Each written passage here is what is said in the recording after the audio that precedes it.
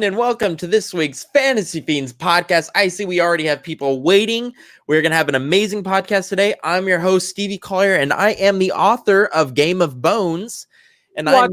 Yes, What's Game of Bones? Game of Bones, man. It's my new erotica. Oh, okay. Yes. That's actually happening. You know what? I would consider it if I didn't think I'd get sued by oh my God, what is that guy's name? George R. R. Martin. George R. R. Martin. Martin the Martian. I'm pretty sure there is a porn parody called Game of Bones already. Oh, okay. Well, you know what? I'm gonna Google it just because that's the kind of thing I do. Take off your safe search, though. I never have safe search on. So yeah, Game of Bones 2. Winter came everywhere.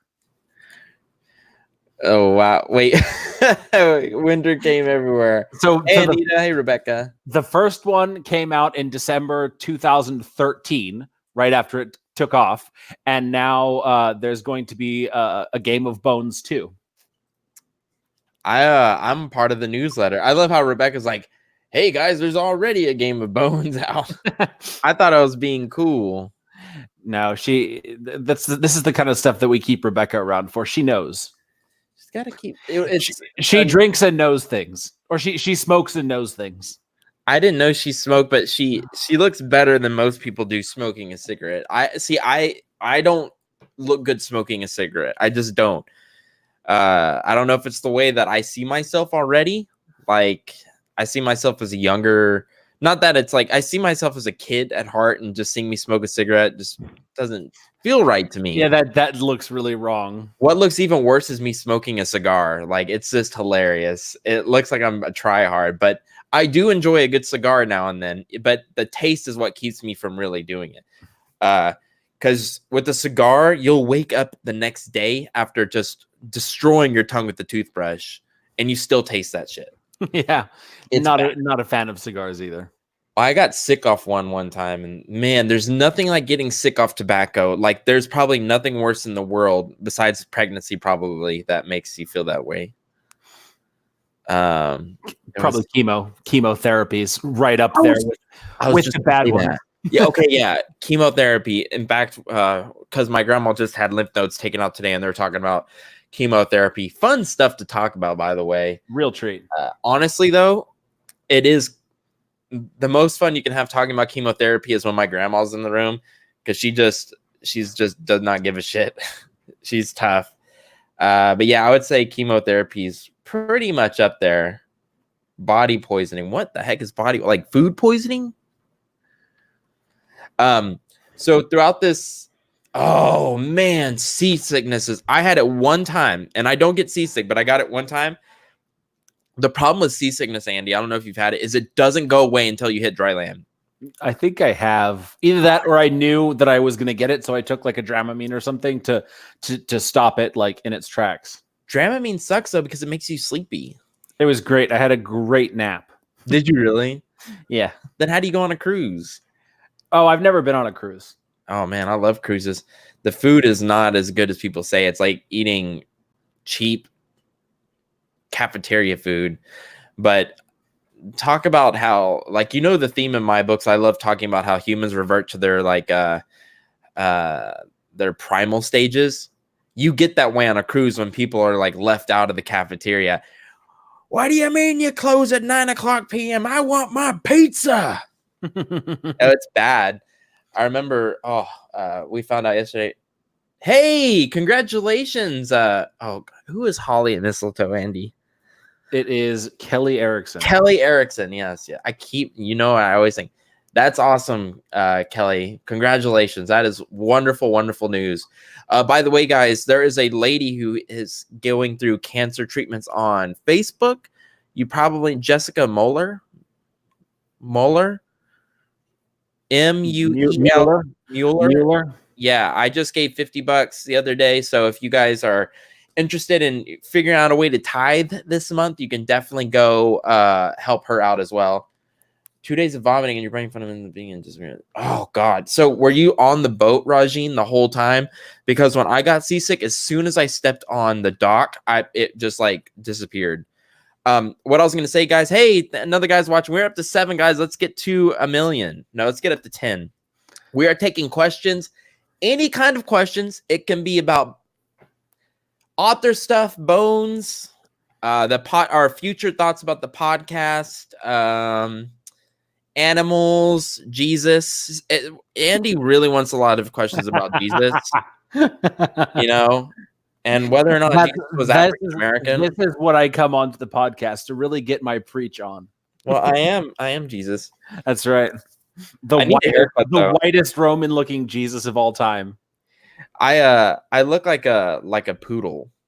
You see it? It looks like a poodle. I can see it. I'm gonna do something that I've never done before with my long hair. I'm gonna do pigtails. Hi, Andy.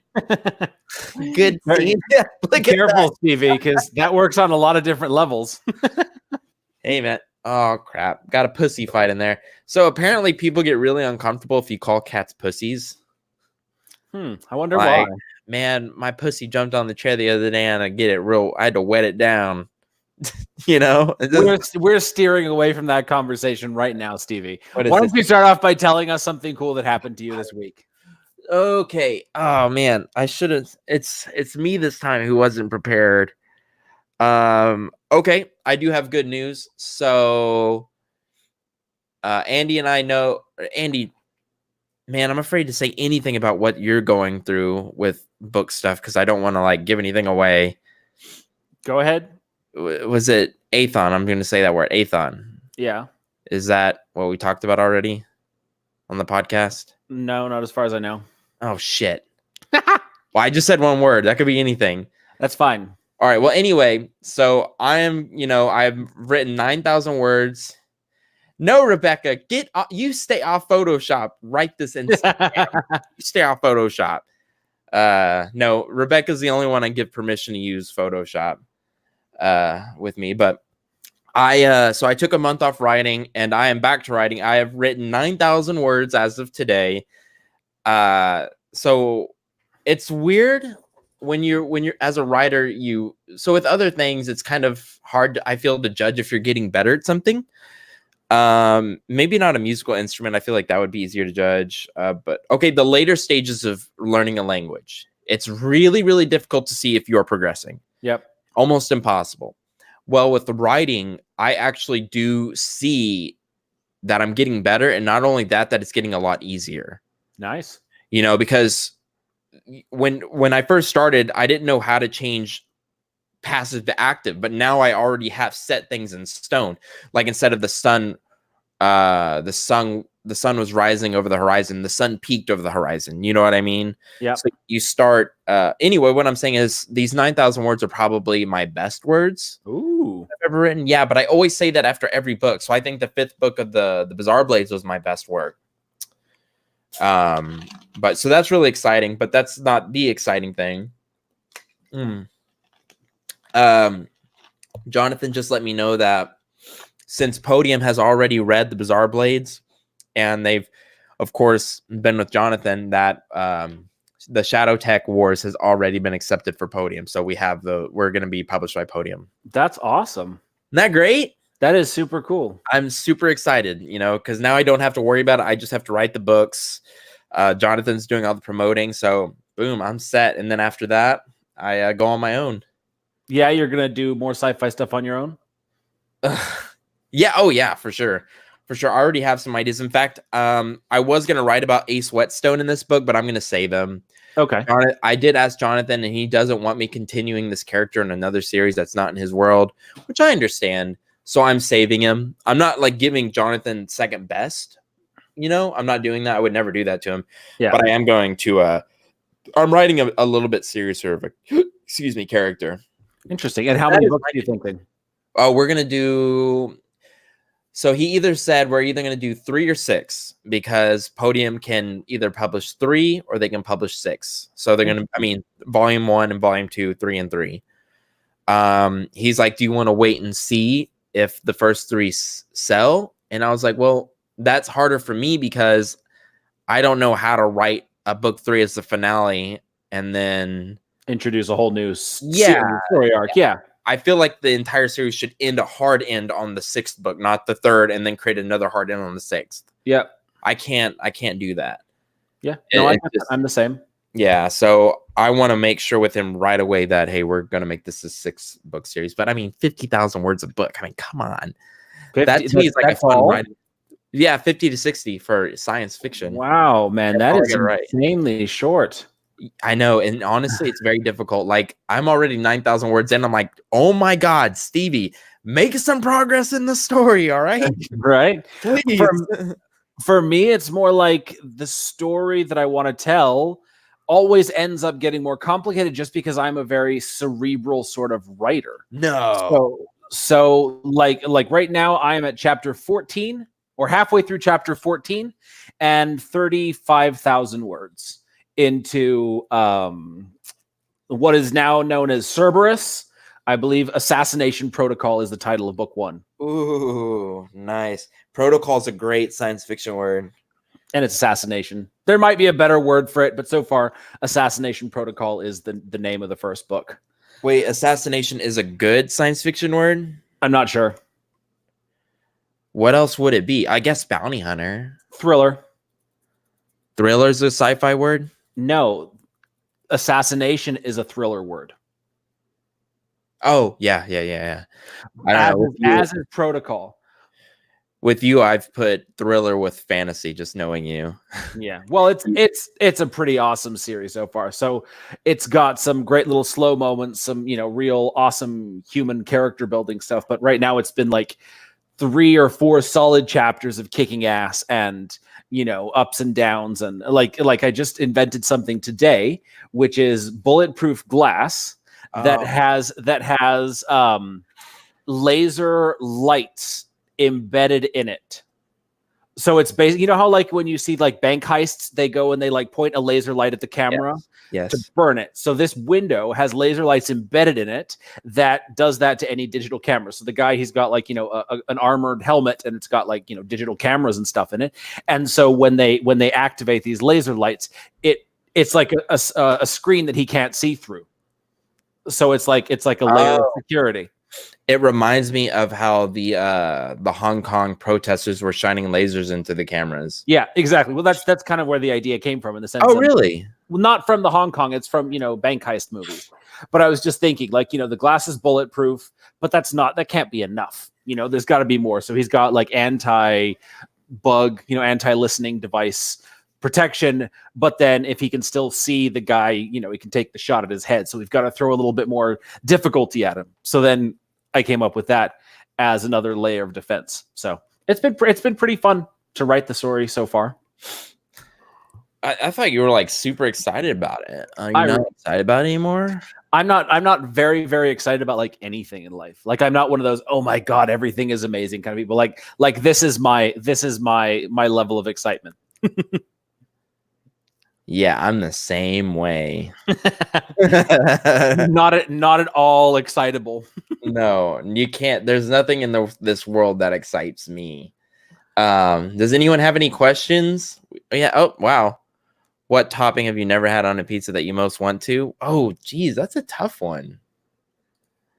Well, I was gonna say anchovies, but that is the nastiest crap I've ever had in my entire life. Have you ever had corn on your pizza? No, maybe that would be a good one. I would love to try corn. It's a Japanese one. It's actually quite good. Really? I love corn. Like a kernel corn? Yeah, like sweet corn. Ooh, yeah, it does sound good. Yeah. All right. So we did have one question. Hey, Sherry. That was this one here. I want to know how you guys do pacing. Your books flow well, so is it something that happens at writing time or in editing? I can answer second part of that question so fast. Definitely not during editing. Really? Oh, heck no. I hardly do anything in editing except for fixing sentences and making flow better. I guess that your books flow well. Yes, I do fix that in editing. Because I read everything out loud mostly, unless I get tired. But when you read books out loud, get ready to just have your heart broken. Because one of my motivators for writing a book is hearing it on audio. And so I read everything out loud, and you will, as an English speaker, you will hear some horrible things, and you're just like, oh God, I got to fix that. Pacing though, I write that right away. And it's, man, I don't know how to explain how I do that, Andy. I think it was you, Andy, that said my best quality is my pacing. Sounds like the kind of thing I'd say. Pacing is actually a fairly simple matter. There's sort of a formula to it in the sense of you, like, when you get things going, you keep things going. You know, if there's something that makes him have to hurry, let's say my assassin character is running across the city. You give him distance, which is an obstacle. You give him things like right now he doesn't have, you know, the glider wings on his suit, so he's got to use his boot thrusters, but the boot thrusters go out, so he's literally like skating across the rooftops that he knows it's going to take him 3 times as long to get there. So every time he's running and jumping and, you know, these really dynamic, active things, and then he's worrying about it. So it's this sort of back and forth between, I'm not going to get there, I have to get there, shit's going down, I got to keep pushing. It's sort of this thing. Once you start the ball rolling, you keep it rolling. And then as long as you keep throwing obstacles at him, you keep making things more difficult. That just keeps things going. Man, I love how you actually have words to describe it. I feel like all my answers when it comes to books is I just do everything naturally. Man, honestly, I guess my attempted advice for pacing is to end. Actually, I could draw a picture of exactly what I do. I always do this. Andy, you'll probably understand exactly what I'm doing. I'm excited to see how this comes out. So here, oops, wrong one. So here is the beginning of the chapter, and then oh shit, that's not gonna work. Hold on. No. I guess this would be more how I do it. So it's gonna be hard to explain. So I start here. Let's say this is chapter 6. Well, I will go all the way up, and then boom, amazing thing happens. And then you see the flat line. That's where I start the next chapter. Build up, build up, build up, build up. End it with something crazy, flat line. And I guess the upward flow is not accurate. It's not like, you know, the ending of the chapters get crazier and crazier. No, it's always around the same level of craziness, but I always end on something fantastic. I don't think all authors do that. I got that from R.L. Stine because I always liked how R.L. Stine always ended it on something crazy. His chapters were 4 pages long, but always at the end of the chapter, someone was going to get eaten or someone had gone missing, even though they were in a closet right next to them, you know? So I answer the question in the next chapter, end on something crazy, answer that question, end on something crazy. Obviously I don't do that every single time, you know, but that's my pacing. You have to go to the next chapter is my advice. But also another thing that I do is, in fact, Jonathan and I were talking about this, and he was asking me to do it, but I already did it. And that is, I always have action every 4,000 words. So I don't go 4,000 words without something incredible happening, some sort of action scene. Andy, you do it too, though. You know? I don't do it with that specific thing in mind. I don't either, but it's just, I'm surprised he had like an analytical way of doing it, but I don't go long without some kind of action. Yeah, no, I make sure, like, I do take time to let the characters breathe a little bit, to have their moments of humanity, to really dig into that. But then I make sure that there's enough action to keep things interesting. So for me, it starts off with an action something. I mean, the opening chapter of this book is 2 chapters worth of him flying and dodging RPGs and EMPs and bullets and, you know, all kinds of crazy stuff. And then the next chapter, it shows more backstory. And then the chapter after that's a little bit more backstory about his life as paraplegic. And then something else, a little bit of action, and then some more character stuff. And then it goes action again, and then character stuff. And then so like every time it's It's sort of like you in the sense of it's a peak and a valley, but it's the peaks keep getting higher, and then the valleys aren't as steeply dropped off. You have, but you do need quieter moments between, like just before the climax. If you don't have something quiet, something chilled, something, to really sink your teeth into character-wise, then you go into the climax and it feels like it's rushed.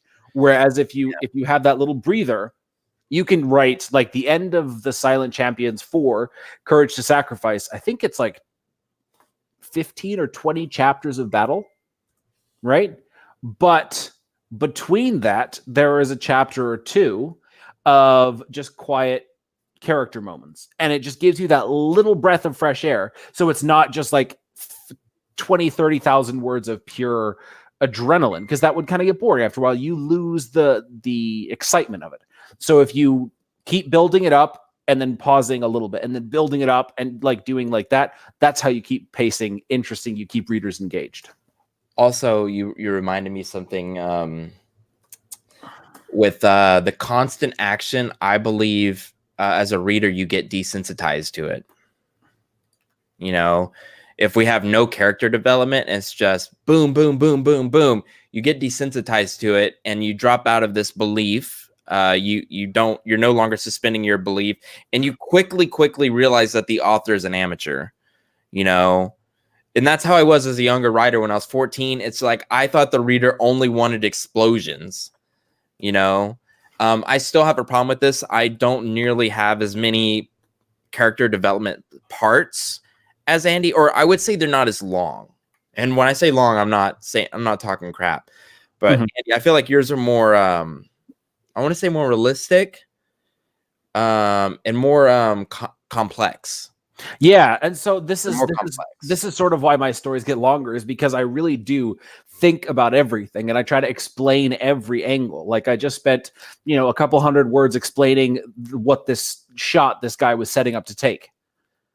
Just things like that. It just takes real estate that I, the author, need to make sure that I understand and, transmit it as clearly as possible to make the story as realistic as possible. And that just takes time.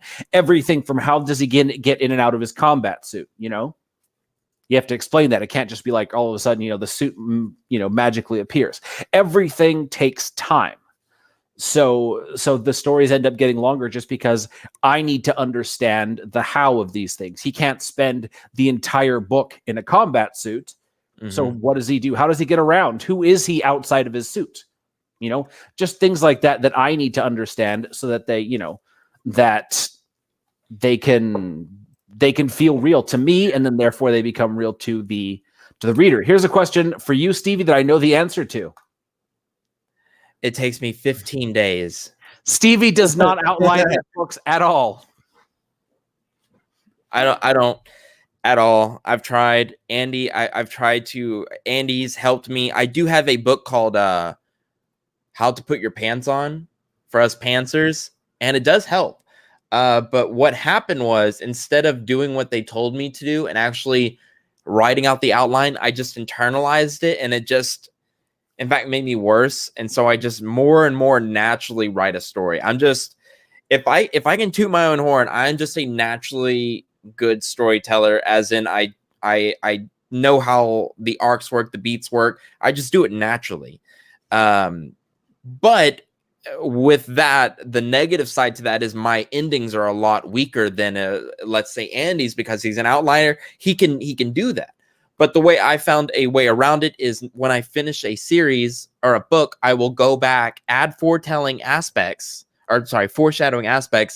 that help that ending be a lot stronger, and then formulate it a little bit, which answers Rajin's question of wasn't it Rajin's question about flow? Oh yeah, Rajin, very good. Yeah, it was with the flow. But Andy, how long does it take you to? I've actually seen one of Andy's outlines in person. Like, I could reach out and touch his face. We met at a bar for the first time, and that's when I realized he is seriously 7 feet tall. We have an amazing. I need to find that picture. Andy, and post it on Facebook again where you're holding me. It's hilarious. I actually had that on my Tinder. Nice. Yeah, people saw your hand and thought it was my hand. And I was like, no, my hand is not 4 feet long. Rashun, to answer your question, for me, an outline can take probably about an hour because I don't do all the super, super detailed stuff of the book. It's more like the highs and lows and the beats.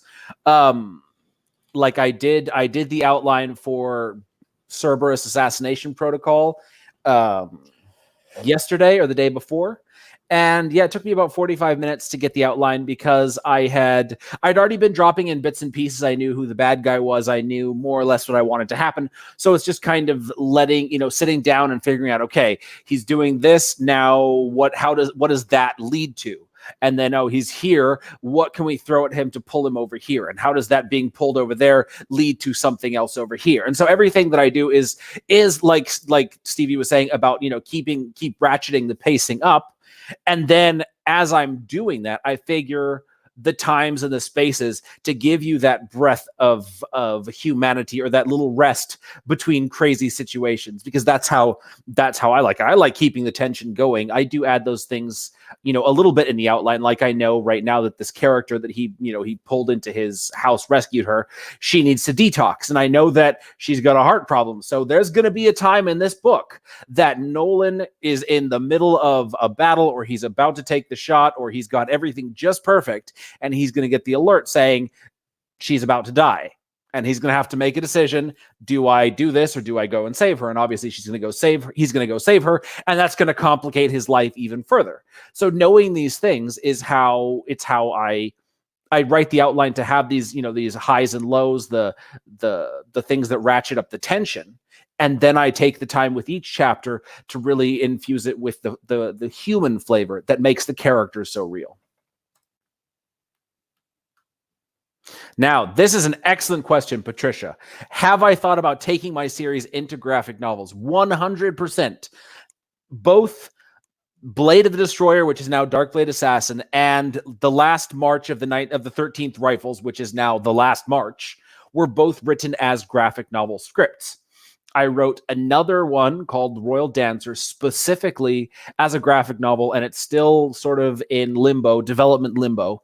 It's been there for like 3 or 4 years now, but that's beside the point. I love graphic novel script. I have looked at different artists who can bring them to life. It's just the fact that I don't know anything about marketing graphic novels effectively. That's probably the main thing that's stopping me from doing it. What about you, Stevie? Your microphone's off. Sorry. I would love to have it done. First of all, I don't have the time I wouldn't have time to direct a project like that. And with how everything's going, I would definitely need to see some kind of monetization from it, like one that would be worth my time. Because so the Bizarre Blades was a vanity thing. Like I just wanted everything perfect about this idea. So I spent $22,000 on its production, which is insane. Luckily, it has made that money back, but $22,000 for a book series is overkill. Was it worth it? Some of it. It will be. Yeah. Well, there were things I wish I hadn't paid for. Like I'll never pay for a blurb again. By the way, Andy, that blurb you bought for me, I never got it back. She never got back with me. Yeah, she tried to get in touch with you. She said and never heard back from you. So that might have given her the wrong email or something. But no, I emailed her back, and then she said she got the form, and I just never heard back from. Anyway, No big deal. I need to email her. But I was saying I would love to do it though. If someone wanted to buy the rights to do it, that'd be cool. That'd be so cool. It would be fun. Like I said, the thing for me is how to market it. It's a whole different route because you're talking printing the book before selling it. That's a pretty big outlay. Like you're talking up to $10,000 on a decent sized print run of comic books, including limited edition stuff and the covers and the art and all of that. So to get it done, it does require quite an investment. Now, I know a lot of people do Kickstarters. I could do the Kickstarter route. Might be fun. Don't know if I'll make it, but it would be fun to look into it. But until the writing income is a lot more stable and a lot more, I don't have to worry about it. I'll just focus on putting out kick-ass novels. Definitely. Do we have another question? There was a question way up at the beginning about the villain's arc. Oh, that's a good one. Yeah. That's your question. The villain's arc. So villains are fun. Why don't you tell us a little bit how you approach writing your villains, Stevie? My villains are, well, as a pantser, they just kind of show up. I do really, really like the idea of betrayal. Okay. So I don't want to give anything away for this new series, but usually it's someone who gets overcome by greed and they drop off and they choose the greed over the friendship. So that is a trope I'm playing with right now. I did do it for the 4 territories, which was a greed of power. And I really do need to work on a villain arc, but usually my stories are so playful that I don't really need to go so crazy into the villain. Does that make sense? Yeah. They're not, they don't need to be as complex to get the story across. Literally. No, was that the no pun intended? Yeah. To get the story across. But if I ever have a villain question, I go to Andy. So Mr. Panel villain over here. I do like my villains. So I think one of the most interesting villains that I've written was the Necroseti, the Keeper's Priest from the Heirs of Destiny series. Now, these guys, on the face of it, it's all about power. It's all about, taking control of the city, all of that. But then there's this one moment where the character who's sort of spearheading all the bastardy, he's talking about how the city has departed from the worship of the Longkeeper, god of death. And so everything he's doing is to get them back on the track to worshiping, to proper reverence. And it was a really interesting sort of switch for the character, because up until that moment, he'd been, I want to keep control of the city. We've been running the city for as long as I can remember, for a while now. So we want to keep it that way. But then when this element came out, it was an interesting little change, because it changes it from greed to actually genuine devotion or, belief. And that's another way that that potentially good people can go rotten. And so that was sort of a shift in the character that I found really interesting. The character ends up dead, no surprise there. But it was an interesting change, because it shifted the way that I saw him, and I didn't end up having to kill all of them. The guy ended up dead, I think, but all of the other ones, their approach to the situation wasn't necessarily evil. It was just the actions and the outcomes were evil. The desire wasn't necessarily good. And so for me, that is probably the number one factor when it comes to writing a villain, is what do they want? Fuck that thing of, villains are the heroes in their own mind. I don't even bother with that, because there's a certain element of I'm right, I'm righteous. That is not how I see people, because that is something very much, some people have that. I'll give them that. I'm always right. I'm always, I'm making this decision because I'm trying to do what's best. But that's a degree of self-awareness that a lot of people would never have. I think most people are going to be like, what do I want? What am I willing to do to get it? That's what it comes down to for me. So no matter who it is, who the villain is, or the anti-hero, or even the hero, it's always that question of what is their desire and what they'll do to obtain it. And that's what this is all about. There is no evil, right? It's all about what people want and what they'll do to get it. That's my thought of when I'm writing villains. So anytime that I've got a villain who is seemingly transparent, there will be some who are just straight up evil. Like I do enjoy sort of a straight up evil guy, right? No. Or not evil, but like the guy who's the current bad guy in this book 1 of the Cerberus series is a drug pusher. He's the lieutenant in the White Sharks gang, right? That's the name of the gang. And so that's what he wants. He wants to consolidate his power, keep running drugs, keep getting rich. He's a pretty straightforward 2-dimensional villain, which, considering how the story begins, is exactly what you need. A guy who at the end of the book, you'll be like, yes, I'm glad that he ended up dead, because he was exactly who he's supposed to be. But then the villain of the series or the villains in later series, they are going to get more complex as the character also becomes more complex. And then you'll get to see the people who are doing bad things for good reasons or good things for bad reasons, or all kinds, you see all the various shades of gray.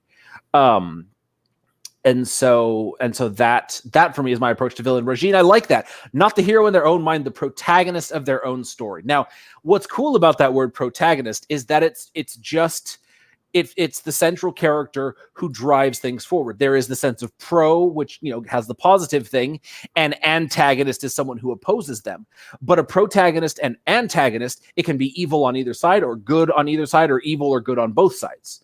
So it's not about the sliding scale of morality. It is simply the character that the book is focused on. The protagonist, the one who has the most, the driving forward the story. So you can have a total bastard driving forward the story, and if you write him well enough, he can be a very interesting character that readers will want to love. Now, a lot of people really like that about, say, Jorg Ankrath from the Prince of Thorns, I think it's Mark Lawrence's series. And I don't read that. I did not get into it. I couldn't get into it. That's why I couldn't, dude, I'm so glad you're the only person that said that, because I read 50 pages, like, I just can't get into it. And I don't know why. That's the second book it's Paul Lawrence, right? Mark Lawrence. I bought Vagabond too, and I just could not get into Vagabond either. Oh, I don't know about that, but it's his newest one. I'm not talking shit about. I think he's an amazing author. It's just the story doesn't work. Like for example, what's your favorite anime? My Hero Academia. Right. I tried that. I watched one episode. Can't do it. I knew you couldn't do it. I tried it. Because there wasn't enough boobs in there? No, that's not why I watch anime. The thing about My Hero Academia is that you got this great sense of character about the kid, right? You know why he does what he does and why he his reasons, what he's going to do. He's going to become a hero, right? No matter what, which is an excellent motivator, and you've got the reason why and all of that. Yes. But nothing happens. Nothing happens in the entire first episode. Okay. 20 minutes of nothing going on aside from him saying, I want to be the best hero ever. Maybe studying the heroes a little bit. You introduce the world. There's a little bit of it, but it's poorly set up in the sense of you don't actually get any forward motion to his story. Now, compare that to other stories. Like, let's take, what's it called? Attack on Titan. Right away, the character's mother dies, the wall falls, horrible shit happens. No matter what happens the rest of the season, that opening was so strong that it was compelling enough to keep watching it. Cowboy Bebop. I binged that whole series. I binged that series because the opening episode, I actually have some complaints about Cowboy Bebop, but I binged it. I did. But more because I'm a completionist than because I was super driven forward to it. So Cowboy Bebop, it introduced me to these interesting characters, the sort of ragtag, always hungry. That's a signature of that author's characters, because both Cowboy Bebop and Samurai Champloo, both are done by him, and they spend every single opening of every single episode that I've watched so far of both show has been, I'm hungry. And it irritates the shit out of me. Yeah, that's true. I haven't thought about that. So Cowboy Bebop, you get this absolutely unique flavor of characters in the sense that it's this Western. You got this Jeet Kune Do badass. You've got Jed or whatever his name is. You get these little elements that are interesting, and it all ties together in this story that it has this really sad ending, right? Which for me was immediately compelling to keep watching it, in the same way that Firefly. It's the perfect space opera movie, little ragtag band of people, a slice of life story. You don't ever get a huge sense of the world outside of, the Bounty Hunter TV channel, but you don't understand anything about what kind of, government it is, whether it's an empire, whether it's individual planets, but it doesn't matter because you've got these core characters that are interesting. But that only holds you over so long if there's no actual story driving you forward. And that was one of my things about Cowboy Bebop, is that by the end of the series, no story was complete beyond Spike's issues with the, with the mafia that he worked with. But how many episodes actually dealt with that? We got maybe 3 or 4, including the final 2. So there was no through line that kept you interested. Whereas, say, Attack on Titan, the through line, it kind of got lost all the time, but there was sort of this thing of, first we need to get back to the father's laboratory in Shiganshina and find out the secrets. And then, of course, defeat the Titans. There was this consistency, and that's what drives a story forward. So like you were talking about, the series arc. If you wrote a 3-book story and then tried to stretch it out to 6 books, if you couldn't, like if you already wrapped up all of the story arc, you'd have to open a new one. And there's always going to be the chance that the new one isn't as good. It's why I usually approach a series as sort of a one and done. Hero of Darkness is the exception to that, in the sense that there were way too many interesting stories left open at the end of Darkblade Savior. So I'm going to go back to writing it, but it's a new story arc. It's a second story arc, which introduces the Hunter as a very different sort of character. Now he's got all these people in his life. He's got a new mission. So it's telling a different sort of story that when you read the whole thing through, it will make sense. If you start there, it will feel like a new character.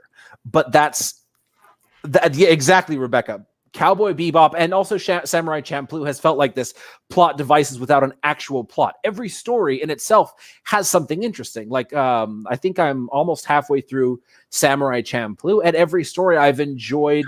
I love elements of it, but I find myself being able to go days without watching it because there's nothing compelling me to return to it. Have you tried Hunter x Hunter? Because Hunter x Hunter will get you return. I watched the first episode.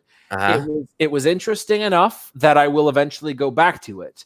But there's nothing like Samurai Champloo snagged me right away in the sense of it's samurai, right? Yeah. Kick-ass samurai who are the best at what they do. This mystery of the Sunflower Knight or the Sunflower Samurai, and this sort of grungy slice of life world, which was really interesting for me. There is this through line of the girl looking for the sunflower smelling knight, that hot samurai, chick. whatever her name is. I don't know her name. And so there is that element that keeps moving the story forward, but there's never actually forward motion on it, or at least not yet halfway through. There's always, hey, you promised me that we're going to go search for the knight and that you're not going to kill each other. I mean, the samurai, and you're not going to kill each other until we find the samurai, but that's it. So they don't kill each other. And so this is one way that I found anime differs greatly from the Western styles of storytelling, in the sense that they may not prize that through line as highly. And that's not a bad thing for me, who has grown up on Western style storytelling. It is a factor that dissuades me from continuing on with certain story, or it makes it harder. Like, I just binge watched the Killjoys, the whole season of Killjoys, because I know that at the beginning they've got to kill the lady, and at the end they're going to kill the lady, right? It's this through line that keeps me going from episode to episode. No matter what happens, the story keeps advancing towards this goal, even though they end up in all kinds of situations that feel totally unconnected. Ultimately, it all wraps back around towards this thing. And with Cowboy Bebop, the ending, those last 2 episodes were a self-contained story that didn't really have any important setup previously and didn't contribute to the other characters' stories in any meaningful way. You know, there was that final farewell with Jed. There was whatever the girl's not Valentine. Anyways, the girl, her story sort of has a full circle ending to it, but it wasn't constructed in the way that I'm used to, or the way that I find enjoyable. So it's a little harder for me to get into. But like Rebecca said, exactly, like looking at tools in a work table and never seeing what they can make. In Samurai Champloo, are we going to have Jin and whatever the other guy's name is sniping back and forth at each other the whole time and then fight and kill each other at the end? I could do away with that trope. I could eventually have them become friends. In fact, they could have already done it by now. They could have gotten over their rivalry and joined forces. But his whole style is this sort of sniping back and forth and people never really becoming friends, except in really small ways, like in that ending of Cowboy Bebop. You know, when you finally have the girl, you know, not wanting Spike to leave, and him and Jed kind of having a little goodbye, and Edward saying goodbye to all of them. I love Edward. There was a little bit of that, but not in a way that felt meaningful. Like Edward's end was so blah for me when she just decides, okay, I'm leaving. And there was little touching moments between the characters, but then she just walks off. And there's no real arc that felt complete. And so this is something that I found with a lot of different anime, is that their style of storytelling is so different that I have a hard time sometimes getting into. Oh, I did the 7 Deadly Sins. What'd you think on Netflix? See, the 7 Deadly Sins, it did have somewhat of a through line, that there was that feeling of resolution. I did not think you would like that one at the end. Well, what I didn't like is that he was a pervert the whole time. I like that part the best. And they never gave any good reason for it, and they continued to lean into it. But in anime though, these are classic tropes though. Yes. So you're going to find all this in each and every... Well, you see, I could be totally okay with that guy with... What was his name? Which one? In 7 Deadly Sins, the main guy. Years since I've seen this. Anyways, I could buy into him being a pervert for a reason. If there's a reason that he acts like the way he does, show it to me, explain it to me, let me see it, and then proceed. Or... show, make it matter somehow. But all it is the whole time he's a lecherous pervert, and the only time it ever pays off is when he steals her panties when they're walking in the forest, and that's the way that he can tell her apart from all the other ghost images. Her panties. That is literally the only time in the entire show that his being a pervert has any sort of meaning beyond sort of driving the more hentai aspect. Hentai means weird in Japanese, by the way, or strange. I did not know that. Yeah, that's what it means. So it use that word in Japanese. Yeah, no, it's funny. Yeah, Meliodas. Thank you. That is when you listen to it in Japanese, they'll say "stop being weird" or "that's so weird," and they'll say hentai, because that's what the word literally means. And so there is that aspect of it that makes it sort of not edgy, but hentai, a little weirder. And that was that show's aspect of it. Whereas, let's say in Cowboy Bebop, there were a couple of scenes that had nudity, but every time that it was done, it felt more like it was done for a reason, as opposed to Meliodas just, groping Elizabeth every single episode. Yes, Rebecca, I did. I watched the whole thing. I know who Elizabeth is, but it doesn't explain why Meliodas is a pervert the whole time, or not that I remember, at least. That's a cool name. So did we have any other questions, Andy? Because then I have some. Yeah, I like this. It is, like Regine said, it's a very Western thing to have a Chekhov's gun. And I wonder if Japanese have ever heard of that, like that storytelling concept, or it's just not a thing for their style of storytelling, which absolutely makes, it makes sense. It's a totally different culture from ours, so it would make sense that their approach to storytelling would be totally different. And I guess because there's not a whole lot of Chinese anime or whatever, the Chinese version of anime would be, that have become popular in the Western world, we don't get to see that from the Chinese culture, their approach to storytelling. But that's actually a really good point, because Chekhov's gun is a very modern thing. I mean, it only came from Star Trek, I think. Chekhov's gun, I think it's Anton Chekhov, or not Star Trek. Russian. It's from the early 1900s. Late 1800s, early 1900s, right? So that is a very modern storytelling thing. Let me see. I'm looking for your question, Regine. Do you want to, or Rashun, do you want to repost it? Oh, there you go. I found it. Rashan. Okay. Do you have your own wiki type page for your book, or is it mostly in your head? Man, I want to get a wiki page done for my book. Like a legit wiki page, or like an actual thing, with a website with all the different entries, all the links and all that stuff. But that is a project for in the next couple of years. But I don't have one for my book. I do have what's called a world building document, in the sense that every time that I come up with some new element of the world building for a single series, I'll throw it in this document. So right now, I know the planet that they're on is called Exodus 6, and I know that the Imperial homeworld is called Genesis. Wait, repeat that. Exodus 6. Oh, that is cool. I like that.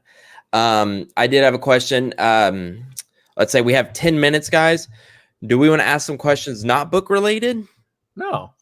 Yes, Andy. This is not a book podcast.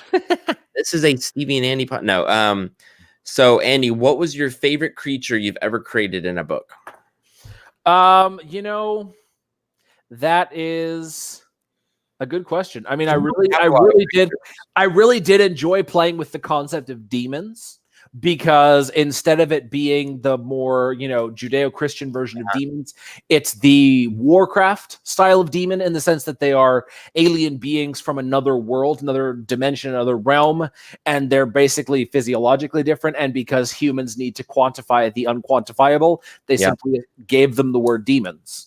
And so this notion of demons is immediately relatable in the reader's mind, in my mind, in your mind. But then by being able to play with this different concept, it opens up a whole new world in this sort of sliding scale of morality. How could a creature who has a totally different sense of morality, an intelligent being who has maybe 50% of our morality and 50% of their own, which happens to slide more towards the human's sense of evil, how could we expect them to obey our morality or our morals? So they're not really evil. They just have a different sense of morality than we do. That was sort of the idea behind the Sage, the War Master, all these various demon characters that I've played with beyond the first and the third from Darkblade Assassin. I kind of wrote them as pretty straight up villainous types. But as I developed the characters more, they became more complex. And so I really enjoyed that. And of course, I really enjoyed the Enfield from the Silent Champions, because he's basically a corgi with wings. And you can't not love an adorable little creature like that, who happens to have claws and is a total badass at times, too. It reminds me of the cat, Felix from Captain Marvel. Oh. Cat's name Felix? No, not even close. What was it? It's the Flurkin, but Goose. Goose? That's the name. Oh, wow. And that's taken from Top Gun. That's a Top Gun reference. Yeah. I didn't know that. Real quick, before we get to Rashawn's question, to answer my own question, my favorite creature that I've ever created was in Spawn of an Assassin, which is the third and last book in the Dark Assassin series. And it's not totally original, but I thought it was super cool. And it's called an enamel shark. And it is a shark whose outer exterior protective skin is just made of teeth. And they look like human teeth. And it's just, if you've ever been on a beach and you stepped in the wet sand and you see those shells rise up and down. Yeah. It's like a shark covered in those things. Oh, wow. And when you touch it, so when it swam under the boat and Makeo touched it, these teeth just kind of moved under his hand and wiggled a little bit. And when these enamel shark die, the teeth they shed those teeth. And then, of course, just like a regular shark, if one falls off while it's still alive, they grow back another. And so you could find these teeth in abundance, washing up on shore. And it was one of my favorite things that I ever have created. And they're super crazy aggressive. Speaking of the four territories, did you write the Wisp based on that not the opening episode of My Hero Academia, where whatever that goo thing is trying to claw its way into the kid's throat? No, this was 3 to 4 years before My Hero Academia, actually. Okay. But when I saw that, I was like, they stole my idea. No, I wrote the Wisp based, honestly, not that much off Venom. Maybe a starting point, but I just wanted. I watched a horror movie a long time ago when I was a kid. And I don't know what it was, but it was just this black goo that went up this old lady's nose and suffocated her, then took over her body, and it scared the shit out of me as a kid. And stuff like that sticks with you, and so that's what I wanted something so nasty, and that's where I got the Wisp from. Rashawn asks, Man, like what kind of romance? Sweet romance? I honestly, when I said I had natural talent, throw that all in the toilet if I have to write sweet romance. I don't think I have the natural talent to write it because my heart wouldn't be in it. Yeah, sweet romance is a hard one because it's a lot sweeter than I think I am. Let's just say that. Yeah, me and Lisa are more of a sassy, sarcastic relationship. We show love through sarcastic comments followed by sweet stuff, but we can't just, well, yeah, we can. We could be outwardly sweet, but it's started by some sassy flirting. You know, I can't just go out and outright compliment her. I have to call her a name first, right? Like a 8th grader, you got to make fun of someone to let them know you like them. No, but I actually think I'm pretty decent at writing romance scenes in my fantasy because it's actually whenever I read a novel, I want romance in it. I want some part of a small amount of romance, like a dash. Yeah, by the Gooch Troll. Man, that Gooch Troll is gonna haunt me for the rest of my career. Hey, it's a great thing. You know, romance. I love the Gooch Troll, man. The romance of the characters in themselves, I would say it takes a little bit of effort, but it's fairly easy because I love my wife, right? So all I have to do is think about how, you know, she makes me feel the way that our romance progressed, and I can understand how two individuals can fall in love.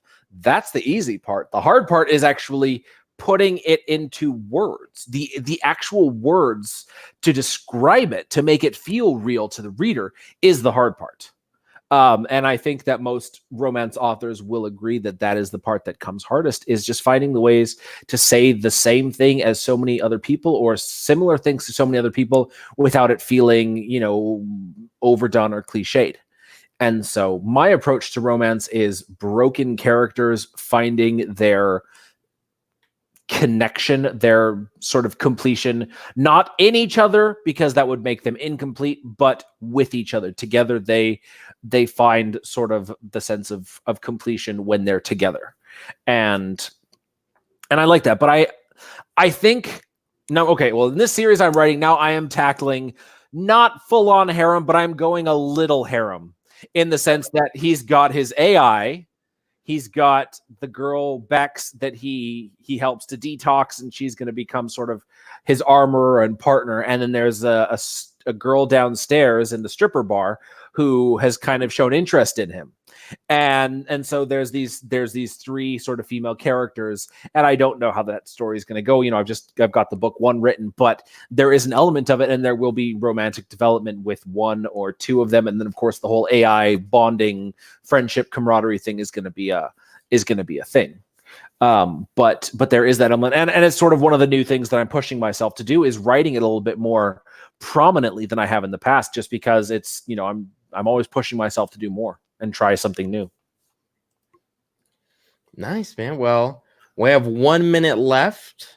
Does anyone want to ask the last question? Andy, you're included, man. What are you superstitious, Andy? I am not. You don't have any superstitions at all? I don't think so. I mean, I may. Favorite color? That's a good one. Can you walk under a ladder? Yeah. None of those weird things. I can't do that. I don't throw salt over my shoulder. I don't mind stepping on cracks. I don't, worry about broken mirrors. I don't think I have any superstitions. But maybe I do. That, you know, like they're not superstitions to me because they're just the way that, the way that I've been raised to think that they're super normal. Wait, what was Rebecca's question? First of all, yes, Rebecca, women are only romance objects. Thank you. God, we got to fix that, Andy. Women. I have done that in so many different books.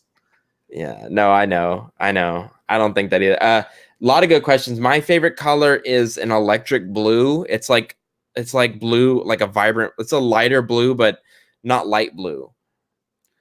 I'm full black. That's my color of choice. You got me there on the first half, man. I'm full black. I'm like, Andy, you were born in Japan and you're white. All right. If anyone's black here, it's me, obviously. Stevie, what are your pre-writing rituals? Anxiety. To be honest with you, I procrastinate because I think people know this about me. I take it so seriously that I get very nervous. I always have some caffeine. And I never write first thing in the morning because I can't. I have to be excited and energetic. So caffeine probably. Interesting. Every time. My pre-writing rituals are pretty much the same. I make my drink, which is hot chocolate, coffee, or yerba mate. I make sure my inbox is cleared. All my Facebook messages are answered. Close that, close everything, open up the thesaurus. That's the one window, the one internet window that I have open when I start writing. Same here. I put my music on shuffle. I skip songs until I find one that's a good like starter song that I know that I really like, that it gets me in the mood for writing. I've got the document open. I know what I'm going to start doing. And then sometimes like Instagram is the one social media that I use for like pleasure. Like I enjoy scrolling through the feed and seeing the photos and stuff. So I'll do that. I will see everything, watch all the stories and stuff. And then I'll start writing. Get it all out of the way. Yeah, exactly. Not a lot of people can do that because they'll just get stuck in it. What's the next subscriber? And also we had another one. Holly or Kelly, right? She had a good one too. I have a lot of talents because I'm a jack of all trades, but a master of none, but I've fixed that. I speak French to a near fluent level. I can surf very well. No, I'm not a professional. I would say I'm intermediate surfer. I can juggle very well with 3 balls. Thank you. We're going to have to see who's the better juggler, Stevie. You are probably better than me. I can get to 10 and I think I'm done. Oh, really? Yes, I'm not that good, but I can juggle. And I'm actually a decent video game player. So, which is a skill in my book. So and I'm very good with computers. The computer I'm on now is a gaming computer that I built myself. And I just know my way around a computer very well. And I can type 120 words a minute. What about you, Andy? That's pretty good. I want to say that I do have some non-creative skills, but I like cooking, but that's kind of creative. So non-creative. Oh, I was thinking books. Yeah, no. So I think cooking is probably the closest thing I get to some sort of creative skill. Well, then you can cook me some food because I cook a lot, but I'm not the best. Deal. All right, and then the last question is, Stevie, what's the next subscriber goal prize? What are we not keeping it a secret anymore? No, yeah. So the next episode once we get 500, what are we doing? We are getting turned. No, that was it. It's going to be some sort of drinking game on the episode. If Stevie says something that can be turned into an innuendo, either by me, by himself, or by someone in the comments, we drink. Oh my God. So you guys want to go to the hospital? Do you want to go to the hospital, Andy? Like right there, that could be turned into something, I'm sure. No, it's got to be something very clearly innuendo-y, not just like you can turn anything into an innuendo, but this has to be good. You know what I mean? If you want to see my brother on video right now, type in the chat box the letter F. Hey, if people click the letter F, you have to come on camera. So I have my brother just told me to tell you guys F you. I have a brother that a lot of people think is my twin, but then the other half say he doesn't look nothing like me. So I'll let you guys be the judge of that. He just got back from the gym. Oh, and if you do click F, we'll also bring Roswell on the camera. Grade A pussy. What does F do? F is like a Reddit thing. It's like respect. All right, A, you got to come on air real quick. Hey, just come say hi. There's only 6 of them. Good, man. No, A, you have to do it though, for real. I will post a picture on Colliers Conkers if you don't come on. You want to see this? You can turn the thing around, but I ain't getting that bright ass light. The light is all right. Let's see the kitty cat. Hold on, You like that, Andy? All I need to see. This is my pussy right here. Hey, come on real quick. So we got to go. Okay, 1 damn second. But yeah, it's going to be a drinking thing. Andy, is that really the game we're playing? I think so. Jesus. Unless we come up with something better. What are you going to drink? I don't know. I had gin up until a couple of days ago when I finished it. Oh, I just bought some vodka. There we go. I'll make a vodka tonic and just pound that. My kids have these big 16-ounce Starbucks cups or something, or 20-ounce Starbucks cups. So I'll fill one of those with vodka tonic and hope that I only have to empty it once or twice. God dang, you're going to kill me. Tequila is my drink of choice, surprisingly. It's because I am 90% Mexican. All right, we need to end the podcast here. Come on. He's coming. Come here, A. Come say hi. You can see yourself right here. This is my brother, A. Camera's right here. Scroll. Get down. Hello. Get down more. What is it? Who is this? This is the camera. Bend down, A. This is A. He's a biology major. Rebecca? That's Rebecca. I thought y'all couldn't get anybody on. God, A. What? Yeah. Stevie, want me to call 911 for you because you just got burned, boy. The whole seriously, the whole family shit talks. All call your shit talk.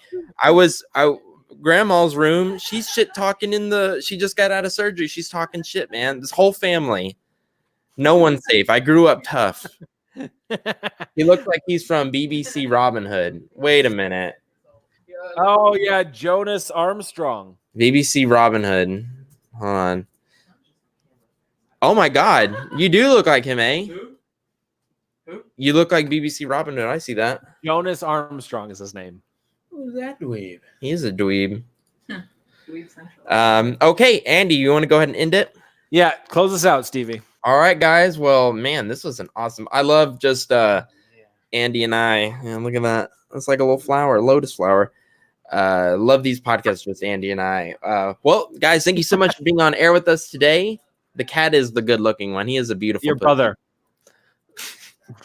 We love you all, guys, and we will see you guys next week. Andy, who's our author? Someone super interesting who I can't remember offhand. Oh, it's Dale Lucas.